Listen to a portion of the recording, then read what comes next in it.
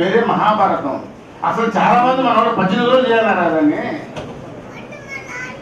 కనీసం మనం 5 రోజులు చేద్దాం అనే దృష్టితో ధైర్యం చేసి మహాభారతాన్ని చేయగలిగాను.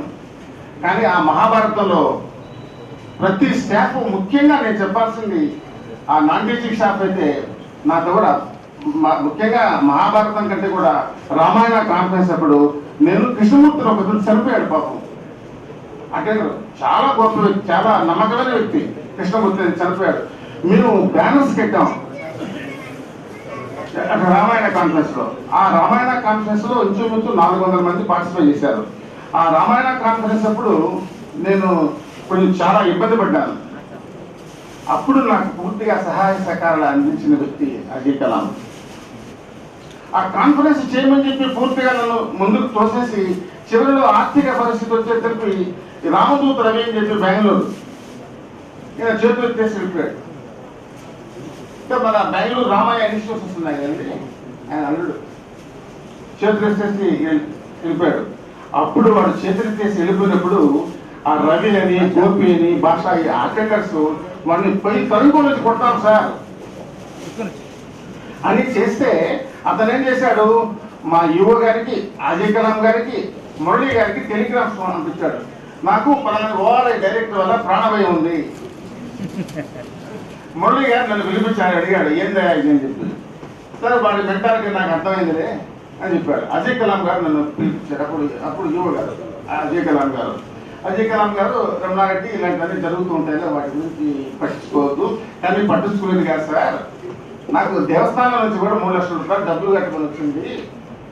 దేనికి వచ్చిందా అంటే మేము శ్వేత బిల్డింగ్ అంతా ఇచ్చాము, దాన్ని ఫ్రీగా మేము వేరే వాళ్ళకి ఇవ్వము కాబట్టి దాన్ని బాధలు కట్టుకొని వచ్చింది అని చెప్పారు. పాపం అజయ్ కలాం గారు ఇమీడియట్ గా ఆ సెక్షన్ ని పిలిపించి entire budget will be maintained with TTD.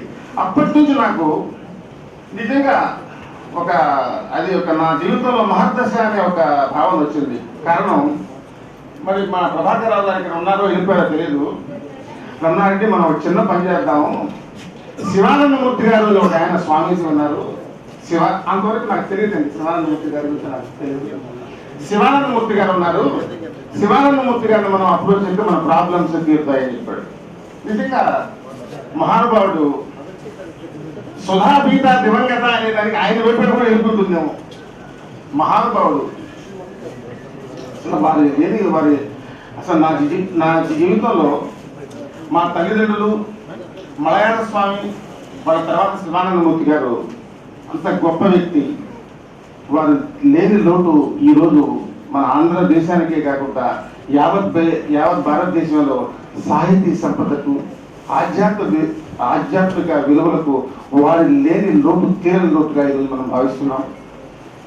దాని తర్వాత శివానందమూర్తి గారిని పంపిస్తే ఆనాడు 25,000 రూపాయలు నాకు చెక్ పంపించారు. దాని తర్వాత నేను చేసే భాగవతం అయితే, మహాభారతం అయితే, ఆధ్యాత్మికంగా నేను చేసే ఆస్ట్రాలజీ సెమినార్ ఇక్కడే జరిగినప్పుడు గురువు గారు ఉన్నారు శివానందమూర్తి గారు. ఆయన బిడ్డలాగా ఉంటుంది రాధాకుమారి గారు అని చెప్పి, రమణారెడ్డి గారు దయచేసి మీరు గురువు గారిని పిలవద్దు, రాధాకుమారి గారు సార్ దయచేసి మీరు పిలవద్దు, వారికి ఆరోగ్యం బాగాలేదు అన్నారు. సార్ నేనేం చేశాను, గురువు గారికి ఫోన్ చేశాను. గురువు గారికి ఫోన్ చేసి నేను ఆయన కాన్ఫరెన్స్ గురించి నేను అడగలేదు వారిని. స్వామి మీ ఆరోగ్యం ఎలా ఉంది అన్నాడు. I'm mentally I'm very already bodily week అన్నాడు ఆయన.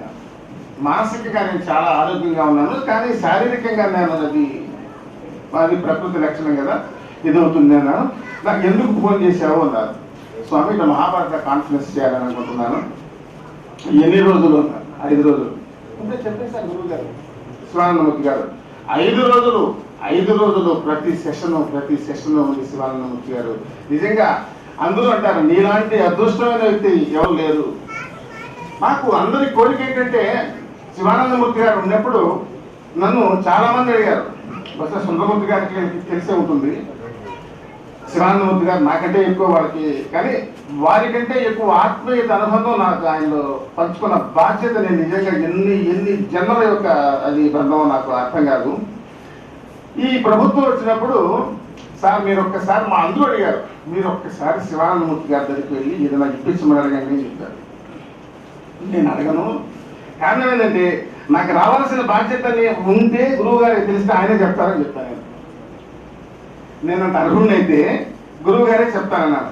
దాని తర్వాత కరెక్ట్గా 2 days శివానందమూర్తి గారు ఎల్వి సుబ్రహ్మణ్యం గారికి ఫోన్ చేసి ఆయన ఒకటే చెప్పారు, రమణారెడ్డి పండితుడో కాదో నాకు తెలియదు కానీ సహృదయుడు, కానీ ప్రాచీన లిపి శాస్త్రానికి సంబంధించి అతని యొక్క సేవలు చాలా అవసరం ఉన్నాయి. అతను ఇంట్లో కూర్చొని ఇవన్నీ చాలా వరకు నాశనం అయిపోతాయి కాబట్టి ఎల్వి సుబ్రహ్మణ్యం అతను ఇమీడియట్గా ఎక్కడో దగ్గర ఉద్యోగంలో పెట్టుకుని చెప్పారు శివానందమూర్తి గారు. కానీ ఆయన ఆశీర్వాద ఫలితం కానీ మళ్ళీ వెంటనే 2 years సర్వీస్ వచ్చింది. ఇంకా నా కాన్ఫరెన్స్లో ఆ 5 రోజులు కాన్ఫరెన్స్లో చివరికి పడిపోయాను నేను. ఫీవరు మా విష్ణుకే బోర్ కొడుతుంది, మీరు అంతా బాగానే వింటున్నారు. ఆ చివరికి ఫీవర్ వచ్చి పడిపోయినప్పుడు నేను ఆ మ్యాథ్స్ డిప్లో ఉన్నప్పుడు ఈ వెంకటేశ్వరులు వీళ్ళు వచ్చేసి ఏం సార్ ఈ విధంగా ఉన్నారన్నప్పుడు ఈ విధంగా ఉంటే సార్ మీరు ఇమీడియట్గా హాస్పిటల్కి వెళ్ళిపోండి అంటే ప్రశాంత్ పాపం ఇమీడియట్గా వచ్చి అన్ని నన్ను చూసుకొని ఆ వ్యాలిడిటీ ఫంక్షన్ పోతారా అనుకుని అడిగింది. వద్దు తల్లి నేను వ్యాలిడిటీ నేను ఎక్కడ పోనంటే ఆ వ్యాలిడిటీ కూడా చాలా సక్సెస్ఫుల్గా చేశాడు వెంకటేశ్వరులు. ఇలాంటి ఇన్సిడెంట్స్ చాలా ఎక్కువ ఎన్నో ఉన్నాయి సంస్థలో. ఇంకా ఈ గురుమూర్తి కేశవ రెడ్డి గారికి సంబంధించి వాళ్ళకి ఏం పని లేదని చెప్పాను నేను. మీరు ఓల్డ్ సెక్షన్ మీరు చూడలేరు, న్యూ కలెక్షన్ మీరు నీట్గా దాన్ని పెట్టుకోండి. న్యూ కలెక్షన్ సెక్షన్ చేసుకోమంటే ఈరోజు పూర్తిగా దాన్ని బాధ్యత స్వీకరించి న్యూ కలెక్షన్ సెక్షన్ వాళ్ళు చాలా బాగా చేస్తున్నారు.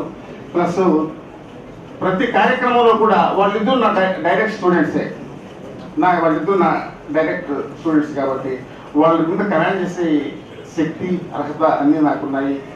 ఇక చాలామంది వాచ్ చూస్తున్నారు, నాకు కూడా బాధ్యత ఉంది. నేను చాలా చాలా రాసుకొని వచ్చాను ఇక్కడ. చివరిగా ఈరోజు ప్రాచ్య పరిశోధన సంస్థకు సంబంధించి నన్ను చాలా ఎంకరేజ్ చేసిన వ్యక్తి నరసింహులు. నేను ప్రాచ్య పరిశోధన సంస్థలో సిబ్బందిలాగా నేను ఎప్పుడు అసలు చూడటం లేదు. మా కుటుంబ సభ్యులాగా నేను చూస్తున్నాను. మా ఇంట్లో కూడా ఆయన వస్తే స్వామి అని చెప్పి అంత ఆప్యాయతగా ఉంటారు. అందరూ పిలిచేది భాషాని ఆంజనేయుడు అంటారు. కారణం ఏంటంటే నేను ఎప్పుడు కావాలన్నా ఏది కావాలన్నా భాష ఈ మధ్య కొంచెం దూరం అయ్యాడు జల వ్యాపారంతో. కానీ ఇలా నాకు ప్రతి ఒక్కరూ కూడా ప్రాచ్య పరిశోధన సంస్థలో ప్రతి సిబ్బంది ఆఫీస్ అయితే హరిప్రియ చాలా తక్కువ రోజుల్లో వచ్చింది. నేను చేరినాక ఒక 1.5 year హరిప్రియ ఉండింది. కానీ అంత బాగా ప్రతి విషయంలో ప్రతి ఒక్కరు కూడా హరిప్రియ కానీ పద్మజ కానీ భారతి రూపల ప్రతి ఒక్కరు, ఇక శోభన్ బాబు రమేష్ అందరికంటే జయచంద్రని అప్రిషియేట్ చేయాలి. జయచంద్రని మనం ఇన్స్టిట్యూట్లో డబ్బు లేకుండా పోతున్నామంటే అతనే కారణం. కాబట్టి ఈ విధంగా ప్రతి ఒక్కరు నా direct student Venkatesh philosophy student. ప్రతి ఒక్కరికి నా ఎందు వాళ్ళకి ఒక సుహృద్భావన ఉంది, మంచి అభిప్రాయం ఉంది. పిల్లల్లాగా ప్రతి ఒక్కరిని శాసించి దండించే అర్హత నాకు ఉంది నేను అనుకుంటున్నాను. మరి వాళ్ళు ఏమనుకుంటున్నారో నాకు తెలియదు. ఇక ప్రాచ్య పరిశోధన సంస్థకు సంబంధించి ఈ కాన్ఫరెన్సెస్ సెమినార్స్ ఇవన్నీ 16 సంవత్సరాల్లో సంస్థని ఒక ప్రగతి మార్గాన తీసుకుపోయారని చెప్పి చలపతి గారు కృష్ణమూర్తి గారు ఇది అంటూనే ఉంటారు. రమణారెడ్డి నీ టైంలోనే నీ యొక్క ఉజ్వల భవిష్యత్తు ఉందని. కానీ నాకు తోచినంత వరకు నేను చేయగలిగాను. ఇక చివరిగా నా జీవన యానంలో నాకు 34 సంవత్సరాల్లో పెళ్ళయింది. ఆనాటి నుండి ఈనాటి వరకు కూడా నేను ఇన్ని కార్యక్రమాలు చేస్తున్నానంటే నేను అపరిచితుల్లాగా. ఇప్పుడు అందరూ చెప్పారు మా సార్కి కోపమే లేదని. నాకెంత కోపమో మా శ్రీమతి తెలుసు, మా పిల్లలకి తెలుసు, నా జీవన యానంలో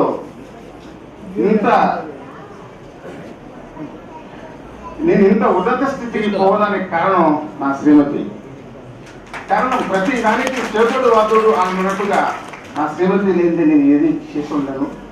నేను ఆమె ఎన్నో కష్టపెట్టాను, ఎన్నో బాధ పెట్టాను, ఎన్నో తిట్టాను, ఎన్నో కొట్టాను కూడా. కానీ ఈనాటి వరకు కూడా మేము శ్రీమతి వాగర్త వివసం ప్రొక్తో వాగర్త ప్రతిపత్తి జగత పితరవ ఉంది అన్నట్లు ఆ విధంగానే మేము ఉన్నాము. ఆమెని మా విద్యార్థి పరిషత్తు పిల్లలంతా కూడా అన్నపూర్ణక్క అంటారు, విద్యార్థి పరిషత్ పిల్లలు. అది మా లక్ష్మణ్ కూడా మా ఇంట్లో కుటుంబ సభ్యుడు, మా బిడ్డ లాంటి వ్యక్తి. కాబట్టి ఆమెకు ఉన్నటువంటి గొప్పతనం అంత గొప్పది. మా పిల్లలు వాళ్ళు చెప్పిన మాట వినేవాళ్ళు కాదు. ఎందుకంటే ఇప్పుడు ఆమె చూడు ఇంకా శుద్ధి ఏదో చేస్తా ఉన్నావు కానీ చేస్తా ఉన్నావు అని చెప్పి ఆమె చూస్తా ఉంది. ఈనాడు నేను రిటైర్ అవుతున్నానంటే చాలా సంతోషంగా ఉన్నా. కారణం ఏంటంటే కుటుంబ పరంగా నేను చాలా ఆనందంగా ఉన్నాను, పిల్లల పరంగా ఆనందంగా ఉన్నాను, బంధువుల పరంగా చాలా ఆనందంగా ఉన్నాను. నాకు ఎలాంటి లోటు లేదు. ముఖ్యంగా నాకు బంగారం లాంటి అల్లుడు దొరికాడు.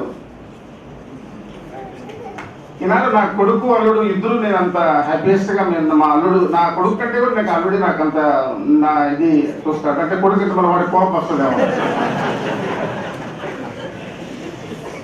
కాబట్టి జీవితంలో కుటుంబ పరంగాను, బంధువుల పరంగాను, ఆర్థిక పరంగాను నాకు ఎలాంటి బాధ లేదు. అన్నీ నేను సెటిల్ అయ్యాను.